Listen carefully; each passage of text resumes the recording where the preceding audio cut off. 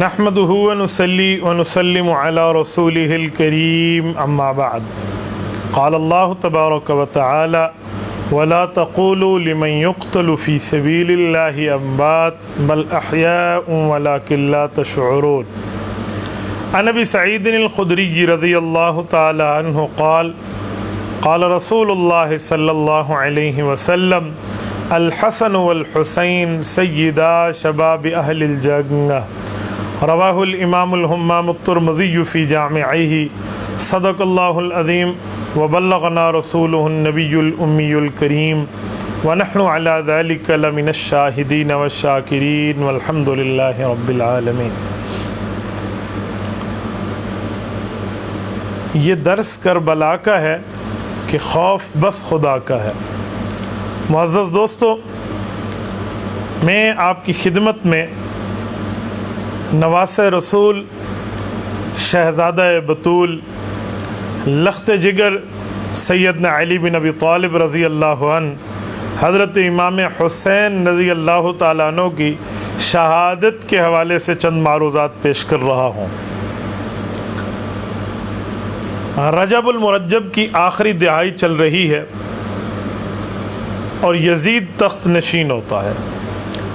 مدینہ منورہ میں یزید کے کارندے پہنچ کے گورنر مدینہ کو اس بات کا پابند بناتے ہیں کہ ان لوگوں کی بیعت یزید کے نام پہ لی جائے جو لوگ یزید کی بیعت کرنے سے فی الحال بالکل خاموش ہیں، یہ جن کے بارے میں امید ہے کہ وہ بیعت نہیں کریں گے. ان میں سرکردہ افراد کے اندر حضرت عبداللہ بن زبیر رضی اللہ عنہ کا نام ہے، جو رسول پاک صلی اللہ علیہ وآلہ وسلم کی سالی حضرت اسماء بنت عمیس رضی اللہ تعالی عنہا کے بیٹے ہیں، حضرت زبیر ابن العوام کے بیٹے ہیں اور حضرت ابوبکر صدیق رضی اللہ تعالی عنہ کے نواسے ہیں. دوسرے نمبر پہ حضرت حسین رضی اللہ عنہ کا نام ہے، جو رسول پاک صلی اللہ علیہ وسلم کی چوتھی اور چہیتی صاحبزادی حضرت فاطمۃ الزہرا رضی اللہ تعالی عنہ کے بیٹے ہیں، حضرت رسول اللہ صلی اللہ علیہ وسلم کے نواسے ہیں. گورنر مدینہ ان دو حضرات کو بلا کر بیعت کرنے کی بات کرتا ہے.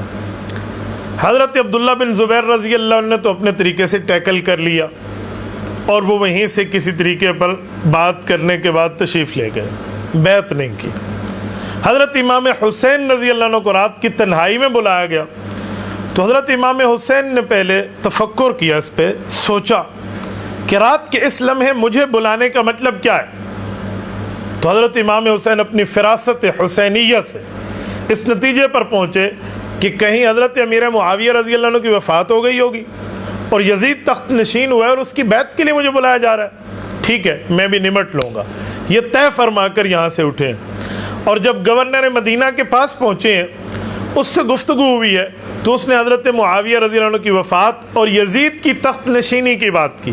حضرت معاویہ رضی اللہ عنہ کی وفات پہ حضرت امام حسین رضی اللہ عنہ نے انا للہ و انا الیہ راجعون پڑھا، تعزیت پیش کی، دعائے مغفرت پیش کی، ترقی درجات کے لیے دعائیں پیش کی.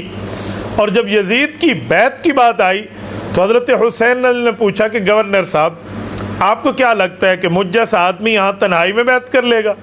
آپ کو تو چاہیے کہ مجھ جیسے آدمی کہ اگر آپ نے بیعت لینی ہے تو آپ مجمع عام میں برسر عام دن کی روشنی میں مجھ سے بیعت لیجئے، نہ کہ رات کی تنہائی میں. تو نے کہا جی بات تو ٹھیک ہے. کہ جی ٹھیک ہے، پھر آپ ابھی تشریف لے جائیے، صبح بیعت کے معاملے کو دیکھ لیا جائے گا. حضرت امام حسین رضی اللہ عنہ نے جو بات فرمائی ہے کہ کسی قسم کا کوئی جھوٹ نہیں ہے، اپنے رتبے، مقام، مرتبے، حیثیت، ویلیو اور درجے کو دیکھ کر بات فرمائی کہ حسین ابن علی رضی اللہ عنہ جیسا شخص کیا تنہائی میں بیعت کرتا پھرے. رات رات حضرت امام حسین یہاں سے سفر فرماتے ہیں اور مکہ المکرمہ نکل جاتے ہیں. صبح جب حضرت امام حسین رضی اللہ عنہ کے بارے میں پوچھا گیا، ایک دو دن تو خاموشی چھائی رہی کہ شاید ادھر شاید ادھر. جب پتہ چلا کہ وہ تو اپنے اہل و عیال کو لے کر یہاں سے تشریف لے گئے ہیں تو اب انہوں نے اپنے کارندے بھیجے کہ یار تلاش کرو جی کیا ہو گیا ہے. حضرت امام حسین رضی اللہ عنہ مکہ مکرمہ کے پاس چل پڑے تھے. ان کی تلاش سے ہوتے ہوتے جب یہ تلاش اور سرچ سے نکلتے ہیں تو امام حسین مدینہ منورہ سے مکہ مکرمہ میں داخل ہو چکے ہیں. اور مکہ مکرمہ تو دارالامن ہے. حضرت عبداللہ بن زبیر بھی مکہ مکرمہ آ چکے ہیں. یزید کی بیعت بالکل نہیں کی، اس کا انکار کر دیا۔ اس کے بعد یزید نے گورنر مدینہ کو معزول کیا، عمرو بن سعید اشدق جیسے ظالم شخص کو وہاں سے مکہ مکرمہ بھیجا 400 سوار لے کر کہ جاؤ ان کو پکڑ کے لاؤ، فلاں کرو فلاں۔ جب یہ مکہ مکرمہ آئے تو انہیں سمجھ آیا کہ ہمارا پالا کس سے پڑا ہے، اور شرم کے مارے اپنے منہ نیچا کر کے واپس چلے گئے کہ یار مکہ مکرمہ میں دار الامن ہے، بلد الامین ہے، پرامن جگہ ہے، جہاں چونٹی تک کو مارنے کی اجازت نہیں ہے، جہاں اشارے کے ساتھ بھی آپ حالت احرام میں کسی کو مار نہیں سکتے، کسی جانور کا شکار نہیں کر سکتے، وہاں ہم نواسہ ابو بکر اور نواسہ رسول کے لیے آ گئے ہیں، یار کیا معاملہ۔ بہرحال یہ وہاں سے واپس ہوئے۔ حضرت امیر معاویہ رضی اللہ عنہ کی وفات رجب میں تھی، تو رجب کا اینڈ تھا، رجب کے بعد شعبان آیا ہے، شعبان کے بعد رمضان ہے، رمضان کے بعد شوال ہے، شوال کے بعد ذوالقعد ہے، ذوالقعد کے بعد ذوالحج ہے، ذوالحجہ میں حضرت امام حسین رضی اللہ عنہ کا یہاں سے سفر ہے، 5 ماہ تک حضرت امام حسین مکہ مکرمہ میں مقیم ہے۔ دنیا زیارت کے لیے آ رہی ہے، لوگ مل رہے ہیں، حضرت امام حسین رضی اللہ تعالیٰ عنہ کے ایک حلقہ ارادت بڑھ رہا ہے، تو کوفہ کے چند ظالم بے وفاؤں کے امام جن کے ماتھے پر بے وفائی کا بدنما داغ ہے اور تا قیامت ان کے چہرے پر یہ ندامت اور بے وفائی کا داغ رہے گا، انہوں نے خطوط لکھے ہیں، انہوں نے آفر پیش کی ہے، انہوں نے وفود بھیجے ہیں، ڈیلیگیشن کا تاندہ بن گیا ہے۔ امام حسین رضی اللہ عنہ، ہم نے سنا ہے آپ نے یزید کی بیعت کا انکار کیا ہے، آپ آئیے ہماری قیادت کیجئے، آپ آئیے کوفہ تشریف لائیے، آپ آئیے ہماری رہنمائی کیجئے، ہمیں شرعی معاملات میں سمجھائیے اور ہماری سرپرستی فرمائیے۔ خطوط در خطوط، خطوط در خطوط، وفود در وفود، ایک سلسلہ بن گیا۔ حضرت امام حسین رضی اللہ عنہ جب سفر کا ارادہ فرماتے تو صحابہ کی اولادیں اور امام حسین کے بچپن کے ساتھی اور دوست اور پیارے اور تعلق والے یہ آڑے آ جاتے ہیں، آپ سفر کیوں کر رہے ہیں؟ آپ جانتے نہیں ہیں یہ عراق والے کون سے لوگ ہیں جو آپ کو طلب کر رہے ہیں؟ انہوں نے آپ کے والد حضرت علی المرتضیٰ رضی اللہ تعالیٰ عنہ کے ساتھ کیا کیا، انہوں نے آپ کے بھائی حضرت امام حسن رضی اللہ عنہ کے ساتھ کیا کیا، یا مذل المؤمنین کا ان لوگوں نے حضرت امام حسن رضی اللہ عنہ کو طعنہ دیا تھا، انہوں نے امام حسن کے نیزے کے ساتھ ان کے ران پر حملہ کیا تھا اور زخم دیا تھا۔ وجہ حضرت امام حسن رضی اللہ عنہ نے اللہ کے رسول صلی اللہ علیہ وسلم کی پیشن گوئی کو پورا کرتے ہوئے اپنے والد حضرت علی المرتضیٰ کی طرف سے ان کی شہادت کے بعد بطور جانشین حضرت امیر معاویہ رضی اللہ عنہ کے ساتھ بیعت کی ہے، ہاتھ میں ہاتھ دے کر صلح کی ہے۔ اس کی پاداش میں ان کوفیوں کے نظریں پھر گئیں، ان کوفیوں کے لہجے پھر گئے، ان کوفیوں کے قول و قرار ایک جگہ نہیں رہے۔ آپ کو نہیں جانا چاہیے، حسین ابن علی رضی اللہ عنہ آپ کو نہیں جانا چاہیے، حضرت عبداللہ بن عباس ہیں کہنے والے، حضرت عبداللہ بن عمر ہیں کہنے والے، حضرت عبداللہ بن زبیر ہیں کہنے والے، صحابہ کرام کی اولادیں درمیان میں آ گئیں۔ امام حسین رضی اللہ عنہ نے اپنا ارادہ ملتوی کیا، پوچھا اچھا بتاؤ کیا حل ہے؟ یہ کہتے ہیں ہمیں دینی باتیں بتاؤ، یہ کہتے ہیں ہمیں دینی رہنمائی بتاؤ، آپ نے یزید کی بیعت نہیں کیجیے، ہمارے پاس آئیے، اگر میں نہ جاؤں یہ کہتے ہیں کل قیامت میں ہم آپ کا نعوذ باللہ گریبان پکڑیں گے، میں اللہ کو کیا جواب دوں؟ ہزاروں آدمی مجھے اپنی دینی رہنمائی کے لیے طلب کر رہے، میں نہ جاؤں؟ صحابہ کرام نے عرض کیا امام حسین رضی اللہ عنہ ہمیں آپ کا خون عزیز ہے، ہمیں آپ کی جان عزیز ہے، ہمیں آپ کی عزت اور احترام عزیز ہے، آپ ایک کام کیجئے، ایک نمائندہ بھیج دیجئے، وہ وہاں جائے، ان کو پرکھے، ان کو سمجھے، ان کو سرچ کرے، ان کی تحقیق کرے، اور اس کے بعد معاملہ واضح ہو کہ لوگ آپ کے ساتھ مخلص ہیں یا منافق ہیں، یہ اوپر سے حامی بھر رہے ہیں یا اندر سے بھی آپ کے ساتھ ہیں۔ کہ جی بالکل بہت اچھی بات ہے، بھیج دینا چاہیے۔ حضرت عقیل رضی اللہ عنہ حضرت علی المرتضیٰ کے بھائی، حضرت حسین رضی اللہ عنہ کے چچا جان، حضرت عقیل کے بڑے بیٹے حضرت مسلم ابن عقیل رضی اللہ عنہ کو بھیجا جاتا ہے، بطور جانشین بھیجا جاتا ہے، بطور ایمبیسیڈر بھیجا جاتا ہے، بطور سفیر بھیجا جاتا ہے، بطور نمائندہ بھیجا جاتا ہے، اور یہ کوفہ تشریف لے جاتے ہیں، وہاں کے ماحول کو دیکھتے ہیں، سازگار ماحول ہے۔ اس وقت وہاں کے جو گورنر تھے وہ نعمان ابن بشیر رضی اللہ عنہ تھے، عظیم صحابی رسول ہیں، لوگوں کے ساتھ بڑا اچھا برتاؤ ہے، بڑا تعلق ہے، ان میں کوفیوں نے اچھا ایک رہن سہن کا سامان رکھا ہوا ہے، اور ان نے خط لکھے، اور یہ سارے گئے تو حضرت حسین کے نمائندے کے ہاتھ میں ہاتھ دے کر بیعت کی۔ آپ بلائیے امام حسین کو، ہم بیعت کرتے ہیں، ہم ساتھ دیتے ہیں، ہم تعلق میں رہتے ہیں، ہم مدد اور نصرت کے لیے رہتے ہیں، وہ ہماری شرعی رہنمائی کی کریں، ہماری اسلامی رہنمائی کریں، ہمیں دینی نالج اور دینی معلومات دیں۔ جی ٹھیک ہو گیا۔ جب ان نے تسلی دیکھی، معاملات کو پرامن دیکھا، خط لکھا، آ جائیے، یہاں ماحول بالکل سازگار ہے۔ حضرت حسین صحابہ کی اولادوں کو خط دکھاتے ہیں، دوستوں کو وہ خطوط دکھاتے ہیں کہ دیکھو میرے نمائندے نے بھی تصدیق کر دی، چلیے اب ان کے پاس تو کیا رہ گیا؟ ٹھیک ہے، حضرت امام حسین نے سفر شروع کیا ہے۔ یہ ذوالحج کے ابتدائی دن ہیں۔ حضرت حسین رضی اللہ عنہ سفر فرماتے ہیں کوفہ کی طرف۔ راستے میں پہنچتے ہیں کہ اطلاع ملتی ہے کہ حضرت مسلم ابن عقیل رضی اللہ تعالی عنہ کے ساتھ بے وفائی ہو گئی، اور ان کا جوابی خط آ چکا ہے کہ معاملہ کیا ہے اور معاملہ کیا ہے۔ یہ خط ابھی حضرت امام حسین کو ملا نہیں ہے، یہ اطلاعیں آنا شروع ہوئی ہیں۔ سفر ابھی جاری ہے، آل اولاد ساتھ ہے، قریبی علاقوں والے جو ساتھ چلتے گئے وہ چلتے گئے، ملتے گئے، بستیوں والے بھی ساتھ چلتے گئے، جس علاقے سے گزر ہوا کچھ لوگوں کا مجمع بھی ساتھ چل پڑا۔ ایک جگہ جا کر اطلاع آتی ہے کہ حضرت مسلم ابن عقیل رضی اللہ عنہ شہید کر دیے گئے۔ اف، حضرت امام حسین رضی اللہ عنہ گویا انہونی ہو گئی، ناگہانی آفت ٹوٹ پڑی۔ حضرت امام حسین رضی اللہ عنہ جب یہ بیٹھ کر بات سنی ہے، اس پر مشورہ کیا کہ اب کیا کیا جائے، کیا سفر ملتوی کر دیا جائے؟ تو آل عقیل کھڑے ہوئے ہیں، حضرت عقیل رضی اللہ عنہ کو قریبی رشتہ دار، کہ امام حسین آپ کا بھائی تھا، ہم بھی اس کے قریبی ہیں، قصاص لینا چاہیے، بدلہ لینا چاہیے، مظلوم شہید کر دیا گیا، ہمیں تو جانا ہے، ہم تو واپس نہیں ہوتے۔ حضرت حسین رضی اللہ عنہ اعلان فرماتے ہیں بستیوں والے جو ساتھ چلے ہو تم واپس چلے جاؤ، ہم آگے جا رہے ہیں۔ معاملات اس حد تک پہنچے ہیں، کچھ لوگ ہیں وہ ہٹ گئے ہیں، اہل بیت کا قافلہ چل پڑا ہے۔ امام حسین پہنچتے ہیں، مقام زبالہ پہ پہنچ کر معلومات ہوتے ہیں، اس کو زیالہ بھی کہتے ہیں، زبالہ بھی کہتے ہیں۔ یہاں پر پہنچ کر اس سے پہلے فرزدق سے ملاقات ہے، وہ کہتے ہیں کوفیوں کے حالات بدل چکے ہیں، کیونکہ کوفہ میں اس گورنر کو تبدیل کر دیا گیا ہے جو صحابی رسول تھے۔ اب ابن زیاد جیسا ظالم کوفہ پہ مسلط ہے۔ کوفیوں نے آپ کے ساتھ جو بات کی تھی وہ ابن زیاد کی گورنر ہونے کے بعد ان نے باتیں بدل دی ہیں۔ بظاہر ان کی زبانیں آپ کے ساتھ ہیں اور ان کی تلواریں ابن زیاد کے ساتھ ہیں، آپ مت جائیے۔ امام حسین کو سفر ہے، آگے ابن زیاد کا نمائندہ حر 1000، ایک روایت میں 4000 بندے لے کر پہنچ گیا ہے۔ آپ چلیے ابن زیاد کے پاس، میں کیوں جاؤں؟ آپ اس کے ہاتھ میں ہاتھ دے کر بیعت کریں۔ واہ کیا آفر پیش کر رہے ہو! جس شخصیت نے مدینہ الرسول میں امام حسین نے یزید کے ہاتھ میں ہاتھ دے کر بیعت کرنے کی آفر کو ایکسپٹ نہیں کیا، ابن زیاد کی حیثیت کہ اس کے ہاتھ میں امام حسین بیعت کریں گے، یہ کیسے ہو سکتا تھا؟ فرمایا جی نہیں، میں تو کوفیوں کی دعوت پر آیا تھا، اگر ان کے دل بدل چکے ہیں تو میں یہاں نہیں آتا۔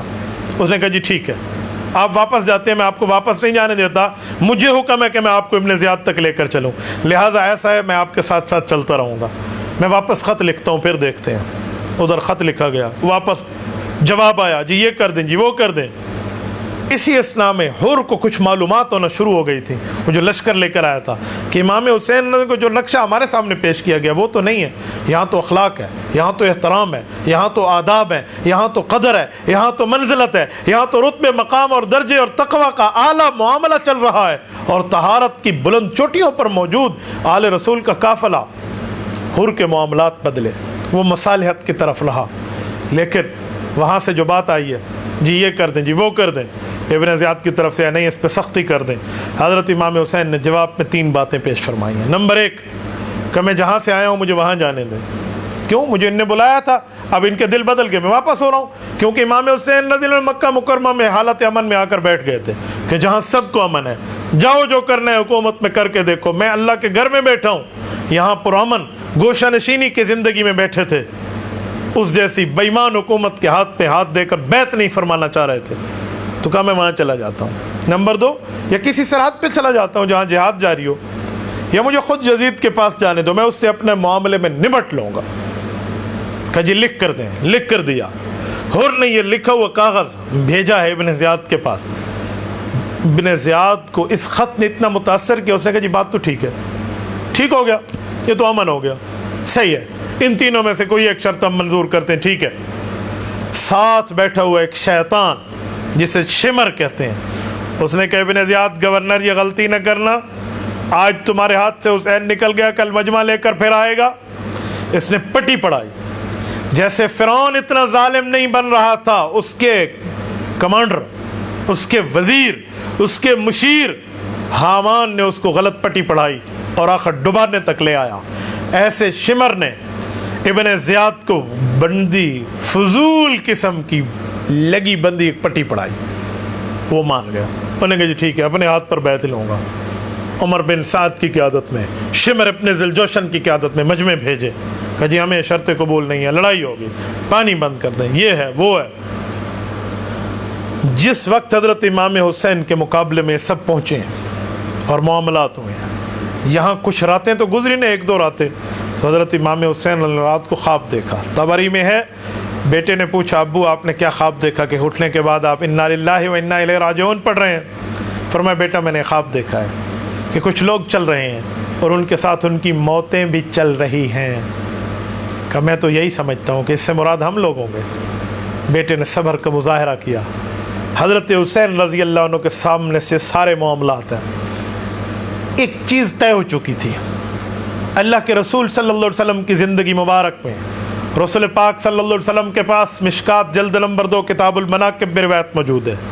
हज़रत जिब्राईल आए थे, आकर एक सफ़ेद शीशी दे गए थे जिसमें करबला की खाक भी थी, और रसूल पाक सल्लल्लाहु अलैहि वसल्लम को फरमाया उस जगह की मिट्टी है जिस जगह पे आपके इस नवासे हज़रत हुसैन रज़ी को शहीद किया जाएगा। ये मालूमात थी, ये मामलात मौजूद थे, ये तयशुदा था। लेकिन अब देखना यह था कि किस जालिम का बदनसीब नसीब फूटता है कि उसके हाथ पे ये जुल्म मामले को मारा से वजूद में लाया जाएगा। वो शिमर एंड कंपनी, वो यजीद की हुकूमत के वज़रा, वो यजीद की हुकूमत, वो इब्न ज़ियाद और इन जैसे के हाथों पर ये चीज़ मुक़द्दर थी कि लानत का ये काम इनके मुक़द्दर होना है कि इन्होंने इस अजीम खून से अपने हाथों को रंगीन करना है। तो वही हुआ। जब ये सामने आए तो वो हुर जो पहले इनकी क़यादत में ठहरा था, उसने घोड़े को एड़ लगाई और इमाम हुसैन के लश्कर में आया। कहा है हुसैन इब्न अली मुझे माफ़ कर देना, मुझे नहीं पता था ये लोग आपके साथ इस हद तक उतर आएंगे, आपके खून के प्यासे होंगे, मेरे इल्म में नहीं था, वरना मैं आपके साथ यूँ मामलात में न चलता। अब मैं इस कफ़ारे में अपनी जान तो दे दूँगा पर आपका साथ नहीं छोड़ूंगा, मैं आपका साथी और मददगार हूँ। वो आकर रुक गया, ठहर गया। ये जंग होती है, इस जंग में सहाबा कराम और अहले बैत उज़ाम का ये काफ़िला, इनमें मर्दों को शहीद कर दिया जाता है, इनमें बच्चों तक की भी शहादत है, इनमें शीर खार की भी शहादत है, इनमें बचपनों वालों की भी है। सैयदना अली अल मुर्तज़ा रज़ी अल्लाह तआला अन्हु के यहाँ कई बेटे शहीद होते हैं। हज़रत फ़ातिमतुज़ ज़हरा रज़ी अल्लाह तआला अन्हा के बतन मुबारक से हज़रत हुसैन इब्न अली हैं। इसी तरह हज़रत अली अल मुर्तज़ा रज़ी अल्लाह तआला अन्हु के एक और बीवी हज़रत लैला के बतन मुबारक से हज़रत अब्बास मौजूद है, आलमदार, जिनके हाथ में परचम है। हज़रत अली अल मुर्तज़ा रज़ी अल्लाह तआला की एक और बीवी हज़रत उमामा बिनते अबिलास रसूलुल्लाह सल्लल्लाहु अलैहि वसल्लम की नवासी हज़रत ज़ैनब की बड़ी बेटी, जो हज़रत फ़ातिमतुज़ ज़हरा के बाद हज़रत इमाम हुसैन की वालिदा बनती हैं, जो हज़रत फ़ातिमा की भांजी भी थीं और बाद में हज़रत अली अल मुर्तज़ा की बीवी बन रही हैं। उनका बेटा अली उल औसत भी है, अली अकबर भी है। ये साथी हज़रत इमाम हुसैन के साथ हैं। उबैदुल्लाह बिन अली भी हैं, जाफ़र बिन अली भी हैं, अब्दुल्ला बिन अली भी हैं, अबू बकर इब्न अली, उमर इब्न अली, उस्मान इब्न अली भी हैं। ये गालिबन 9 बनते हैं औलादें हज़रत अली अल मुर्तज़ा की डायरेक्ट। ये सारे करबला के 72 तनों में मौजूद हैं।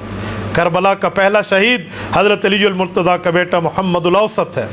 ये वो है जो हज़रत अली अल मुर्तज़ा का बेटा हज़रत इमाम हुसैन का भाई और हज़रत अली अल मुर्तज़ा की बीवी उमामा रसूलुल्लाह सल्लल्लाहु अलैहि वसल्लम की नवासी का बेटा है। ये करबला का पहला शहीद है। अली अल मुर्तज़ा की औलादों का मुकाबला है, इन ज़ालिमों के साथ लड़ाई है, आखिर नौबत शहादत तक है। मेरे दोस्तों, ये वो चैप्टर है, ये वो बाब है, अगर इसको शुरू कर दिया जाए, रब जानता है, खुदा की कसम रोंगटे खड़े हो जाए। कोई आँख ना हो जिसके आँख में आंसू ना हो। मैं कहाँ तक इनके जुल्म को बयान करूँ। 3 दिन से पानी बंद है, जुल्म और तशद्दुद है, बच्चों तक के लिए पानी की बात नहीं है, औरतों तक के ऊपर पानी बंद है। उल्टा लड़ाई शुरू होती है। 10 मुहर्रमुल हराम को जब लड़ाई हुई, घमसान का रन पड़ा, صحابہ کرام اہل بیت عظام کے اس قافلے کو، نبی پاک کی آل اور اولاد کو ان ظالموں نے شہید کرنا شروع کیا ہے، بچوں تک کو نیزے کی انیوں پہ چڑھایا ہے۔ ان ظالموں نے کیا سے کیا نہ کیا۔ دوران نماز، دوران جنگ، جب نماز ظہر کا وقت آیا، امام حسین باجماعت نماز اپنے ساتھیوں کے ساتھ ادا کرتے ہیں، صلاۃ الخوف جو جنگ میں پڑھی جاتی ہے، اور اس کے بعد مقابلہ ہے۔ حضرت امام حسین کے ساتھیوں کو شہید کر دیا جاتا ہے۔ امام حسین کا تنہا مقابلہ کرنا ان سے موجود ہے۔ حضرت امام حسین رضی اللہ عنہ کے مقابلے میں شمر ابن ذوالجوشن اپنے ساتھیوں کو لے کر یکبارگی سے حملہ کرتا ہے۔ امام حسین رضی اللہ عنہ کو شہید کر دیا جاتا ہے، گردن مبارک الگ کر دی جاتی ہے اور اس گردن کو ابن زیاد کے پاس بھیجا جاتا ہے۔ دھڑ مبارک پہ نعوذ باللہ گھوڑے دوڑائے گئے، کیا سے کیا نہیں ہوا۔ اہل بیت کے ساتھ یہ ظلم کی وہ داستان ہے، خدا کی قسم اگر پہاڑوں کا جگر ہو تو وہ بھی پانی پانی ہو جائے۔ میں کہتا ہوں یہ وہ ظلم ہے جس ظلم میں اگر آسمان کی آنکھ نے آنسو رکھے ہوتے تو وہ خون کے آنسو روتا۔ یہ 10 محرم الحرام کا دن ہے، سن 60 ہجری ہے، یہ عالم ہے۔ اس عالم میں حضرت امام حسین رضی اللہ تعالیٰ عنہ کے ساتھ یہ اس طرح کا معاملہ۔ اور میرے دوستو، سیدنا امام حسین رضی اللہ عنہ کو سر مبارک کو ابن زیاد کے پاس پیش کیا گیا۔ ابن زیاد ظالم نے چھڑی حضرت امام حسین کے ہونٹوں پہ رکھ کر بات کرنے لگا کہ ہماری بات نہیں مانی، ہمارے ساتھ یہ نہیں کیا۔ تو اس وقت ایک صحابی رسول انتہائی بوڑھے، لرزہ ہاتھ میں، آنکھوں پر بھویں آئی ہوئی ہیں اور بڑھاپے کے عالم میں، حضرت زید ابن ارقم رضی اللہ عنہ اپنے لرزتے ہاتھوں کے ساتھ بڑھاپے میں ہاتھ ہلا کے کہتے ہیں، ارفع قضیبک یا ظالم، کوئی ظلم نہ کر، اس ہونٹوں سے اس چھڑی کو ہٹا لے۔ وَلَقَدْ رَأَيْتُ رَسُولُ اللَّهِ صلی اللہ علیہ وسلم وَلَقَدْ رَأَيْتُ رَسُولَ اللَّهِ صلی اللہ علیہ وسلم يُلَازِمُهُ، میں نے اللہ کے رسول کو ان ہونٹوں کو چومتے دیکھا ہے۔ اس ظالم نے چھڑی ہٹا لی۔ یہ شخص اتنی عمر میں ہے، جتنا اس کے بس میں ہے وہی کام کیا ہے، بزرگی کے عالم میں ہے، اور انتہا اپنے ضعف کے باوجود بھی یہ کام کر لیا اور اس ظالم کے ظلم کو ہٹایا۔ میرے دوستو، یہ ایک شہادت کا ایک عجیب باب ہے، ایک عجیب معاملہ ہے، ایک ظلم کو، داستان کو دہرایا گیا ہے۔ یزید کے پاس جب اس سر مبارک کو پیش کیا گیا، اہل بیت کو پیش کیا گیا، میں نہیں یزید کو قتل حسین میں بری سمجھتا۔ میں یہ بات اور منطق ماننے کے لیے تیار نہیں ہوں کہ یزید اس قتل میں خود شریک نہیں تھا کہ ڈائریکٹ تلوار اٹھائی ہو۔ بھائی اگر شریک وہ نہیں تھا تو مجھے بتاؤ اس نے اس قتل کا بدلہ لیا؟ FIR اس زمانے کی درج کرائی؟ کوئی معاملات ہوئے؟ قاتلوں کو صرف لعنت تم نے مار کے ادھر لے آئے ہو، یہ کام کر کے جان چھڑانے والی بات ہے؟ 64 ہجری تک یزید زندہ رہا ہے اور بعد میں مرا ہے، اس نے قتل کا بدلہ لیا؟ مجھے بتائیے کیا کیا؟ میں اسے برابر کا شریک سمجھتا ہوں۔ اہل بیت کا یہ مظلوم قافلہ جب مدینہ طیبہ آتا ہے تو مدینہ طیبہ کے تمام اصحاب پیغمبر نے، مدینہ طیبہ کے مرد اور عورتوں نے، مدینہ طیبہ کے صحابہ اور تابعین نے بیعت توڑ کے رکھ دی ہے یزید کی۔ جنہوں نے پیچھے بیعت کی تھی کہا اچھا ان نے اتنا ظلم کیا، توڑ دیے۔ اس کے مقابلے میں اہل مدینہ کے اوپر ظلم اور تشدد کے لشکر آتے ہیں، واقعہ حرار و نما ہوتا ہے، تاریخ کا ایک باپ موجود ہے۔ کیا سے کیا اس ظلم اور داستان کی میں بات آپ کے سامنے عرض کروں۔ بہرحال میں ایک بات آپ کی خدمت میں کہوں گا اور کھلے عام کہوں گا، سیدنا حسین ابن علی رضی اللہ تعالیٰ عنہ کا پسینہ ان جیسوں کے خون سے افضل ہے، لیکن انہوں نے اپنے سر میں بدبختی اور لعنت کا طوق اپنے گلے میں ڈالا جو تا قیامت ان کے گلے میں موجود رہے گا۔ میں آج لعنت کرتا ہوں ان لوگوں پہ جو قتل حسین پہ راضی ہیں، قتل حسین میں شریک ہیں اور قتل حسین پہ خوش ہیں۔ میری دعا ہے اللہ رب العزت ہمیں حضرت حسین کے نقش قدم پہ چلائے، حضرت حسین اور ان کے آل کے درجات کو بلند فرمائے۔ کل قیامت میں اللہ ہمیں یزید اور شمر سے بچاتے ہوئے حضرت حسین کا ساتھ عطا فرمائے۔ اقول قولی ھذا واستغفر اللہ وآخر دعوانا ان الحمد للہ رب العالمین۔